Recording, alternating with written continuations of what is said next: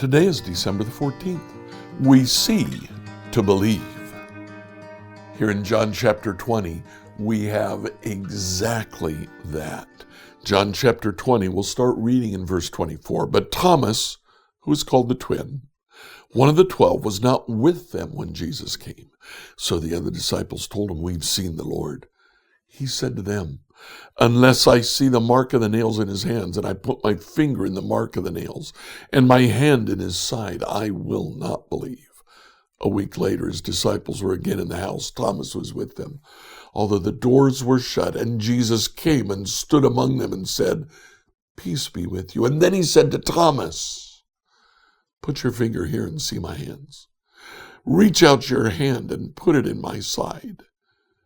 Don't doubt. Believe." Thomas answered him, "My Lord and my God." Jesus said to him, "Have you believed because you've seen me? Blessed are those who have not seen and yet have come to believe." Now, Thomas is not being obstinate here. He is not being portrayed as a bad guy. He is simply asking that what Jesus has told them be fulfilled.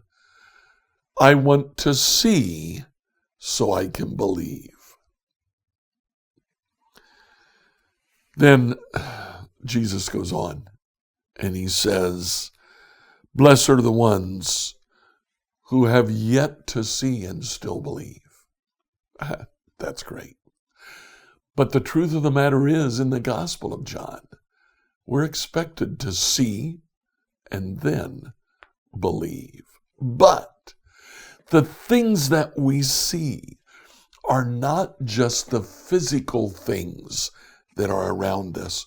We see also the other realm. We see the angels in the tomb. We see God's miracles as they occur. Even in the Old Testament, we have a wonderful story of one who didn't quite see until the prophet prayed that his eyes would be opened.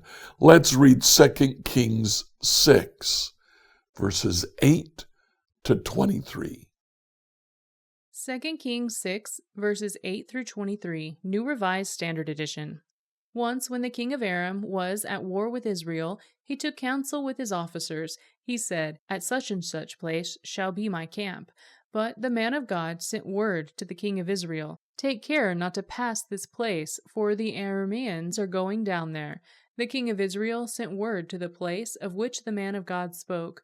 More than once or twice he warned a place so that it was on alert. The mind of the king of Aram was greatly perturbed because of this. He called his officers and said to them, "Now tell me, who among you is betraying us to the king of Israel?"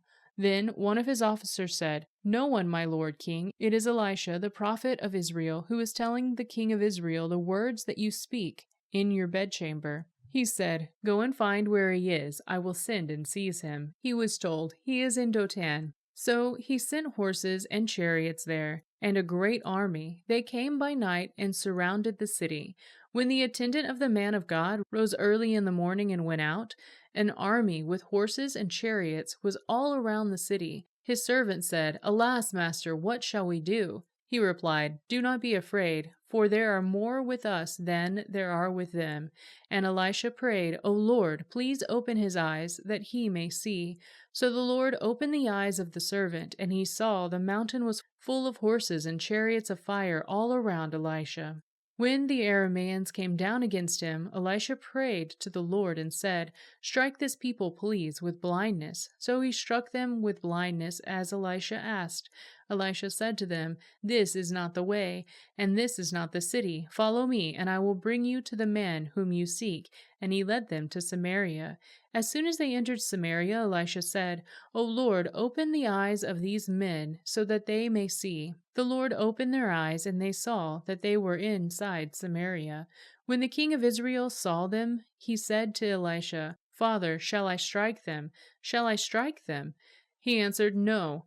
Would you strike those whom you have taken captive with your sword and your bow? Set food and water before them, so that they may eat and drink, and let them go to their master. So he prepared for them a great feast. After they ate and drank, he sent them on their way, and they went to their master. And the Arameans no longer came raiding into the land of Israel.